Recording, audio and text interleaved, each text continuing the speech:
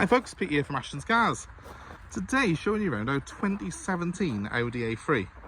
This is a 1.6 TDI model and it's the SE spec with S-tronic transmission, which is the automatic gearbox that they put on these.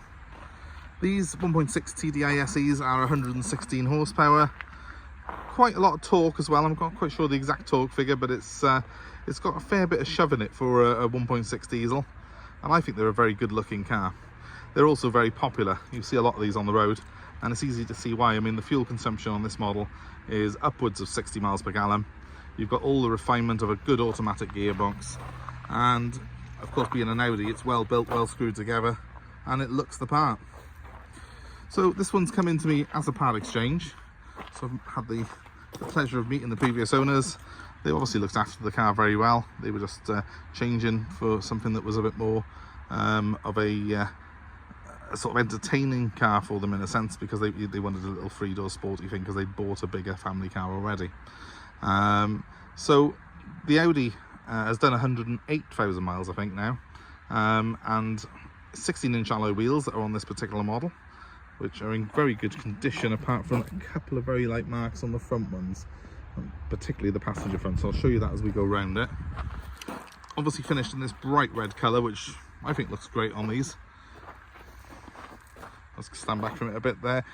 Now, what I love on the Audi A3 is the specification, because you have got not just things like reverse parking sensors like the alloy wheels, the daytime running lights, but you've got things like Apple Carplay in this car, and that's an absolute godsend on it. If you're like me and you're on your phone constantly with your job, you've got all the apps that you would normally use. I can use my Waze app to use for navigation, which is a really good navigation system, and obviously you could even answer messages while you're on the go in it legally, which is really, really handy. Just to show you that wheel that I told you about, that's the worst of them. It's got a couple of little marks in it there, where it's sort of kissed the curb as it's going around. The other wheels are all very good actually, in fairness, so it's just that one that's got a little graze. LED front running lights, as I said, they're a nice looking design on these Audis now, really quite smart looking, and obviously the big prominent grille there, it's a very familiar face but a really nice looking sort of face for the Audis. I do think these are a better looking car now than the equivalent BMWs or even the A-Class really. I think the A-Class now is looking a little bit old next to that. It is 4 years older, but I mean, hey, this shape of A3 I think really does look a fresh looking design, even though it's now been out for 10, 11 years. Let's have a look inside. I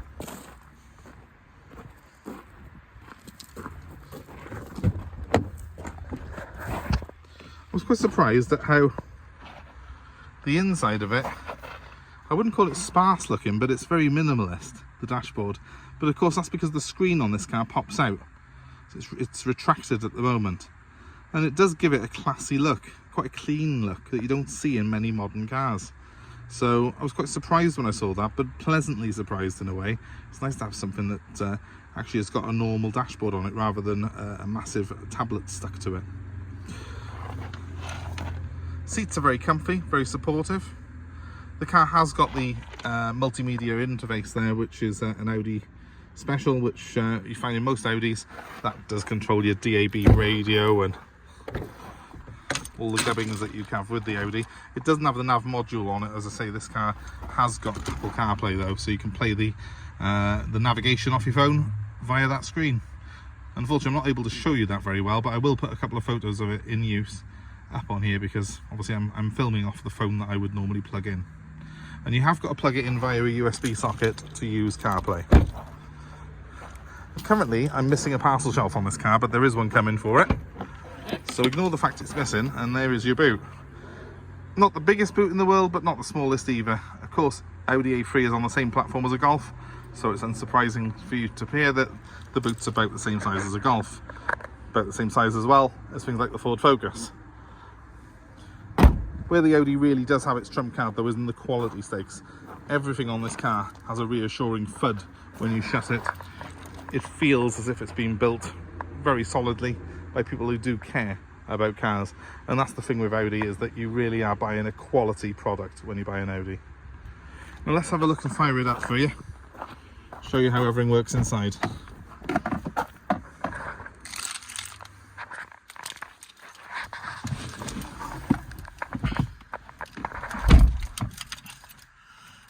Right, I need to pop the ignition on, not lock it while I'm doing it. Right, so it's a conventional key on this car, that's what I was fiddling about with. Foot on the brake and just turn the key. And very shortly you will have ice cold air conditioning keeping me cool. Lovely. Schoolboy error then, because I turned the stereo on and of course my phone hooked up to it and I lost you for a second.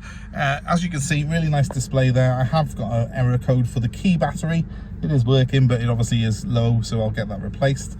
Ignore the 35 miles per gallon because I've reset that while it's been sat on the yard and moved it about a bit. It does do 60 though on the run.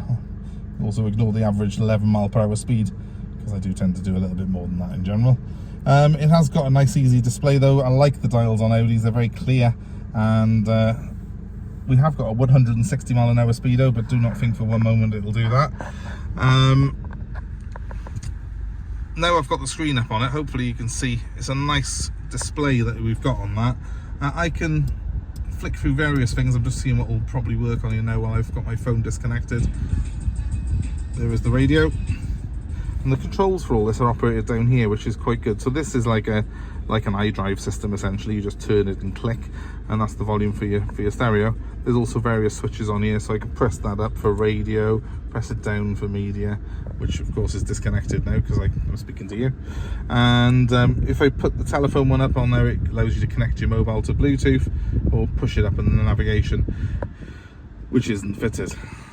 But I don't use any of that because all I've got to do is plug my phone into my USB socket here, my little wire, when I get in the car, and my whole phone comes up onto that screen, and it's all operated through this turny dial.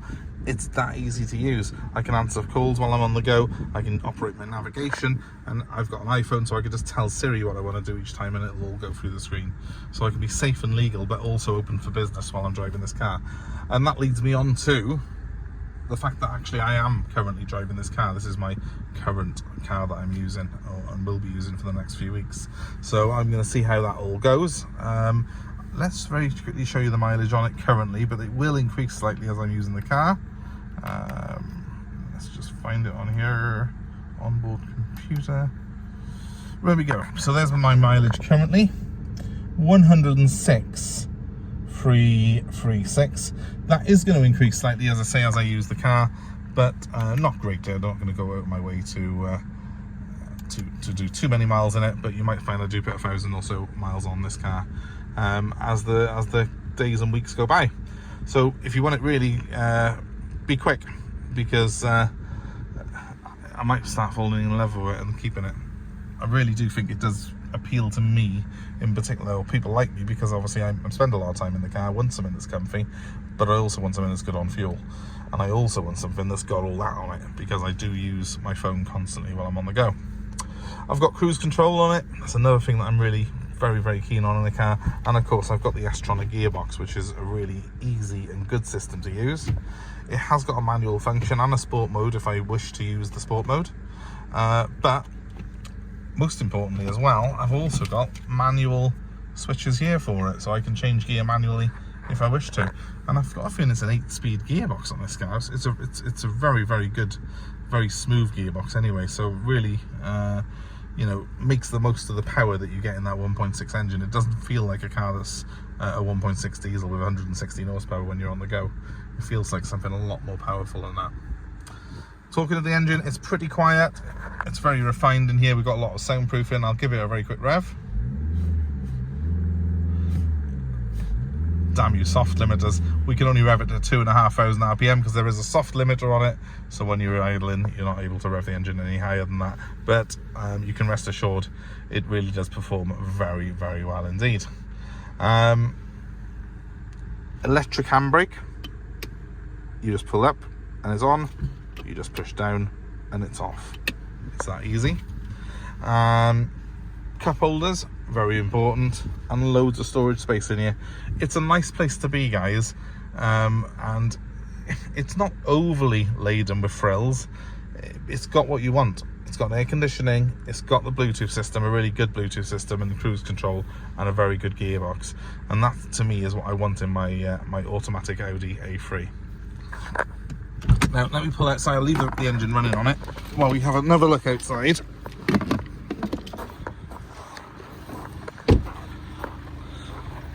You can hopefully see now those lights on. It is a very bright day today, but look, nice band, look, very nice design, I think that.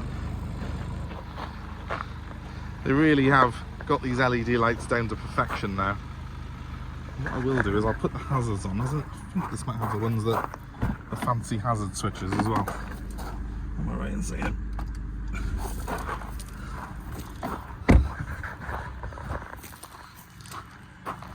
Oh no, they are the conventional ones. I know you can program these to sort of fire them out, but normal lights at the back, LEDs on the front.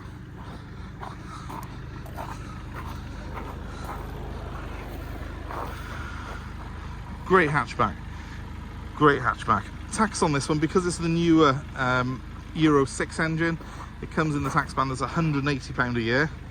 And I know you might be saying, well, I had one that was free tax. Yeah, but that's the old model. The tax rules, they changed in 2016. But the benefit of having a car that's newer than 2016 is this car is ULEZ compliant. You can take it into city centres, including London, and you can, obviously you won't get charged on a peak congestion charge each day.